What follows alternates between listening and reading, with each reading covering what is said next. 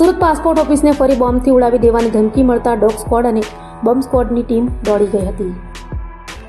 સુરત સહિત રાજ્યની passport office, post office, યુનિવર્સિટીને બોમ્બથી ઉડાવી દેવાનો ધમકીભર્યો મેલ મળ્યો છે. આજે 10 માર્ચે સુરતના પીપલોદ ખાતે આવેલી પાસપોર્ટ ઓફિસને બોમ્બથી ઉડાવી દેવાની ધમકી મળતા પોલીસ અને ડોગ સ્ક્વોડ સ્થળે દોડી ગઈ હતી અને પાસપોર્ટ ઓફિસ ખાલી કરાવી સઘન તપાસ હાથ ધરી હતી.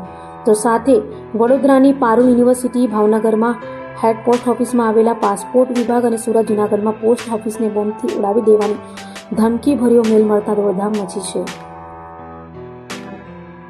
આજરોજ સવારે 8:49 આરપીઓ સુરતના ઈમેલ એડ્રેસ પર એલેક્સ પોલ મેનન આઉટલુકના ઈમેલ એડ્રેસ પરથી એક ધમકીભર્યો મેલ આવેલો અને જેમાં જણાવેલું કે બપોરે 1:10 સુધીમાં પાસપોર્ટ ઓફિસ ખાલી કરાવી દેજો, નહીતર પાસપોર્ટ ઓફિસને 5 ગેસ ભરેલા આઈઈડીથી અમે ઉડાવી દઈશું.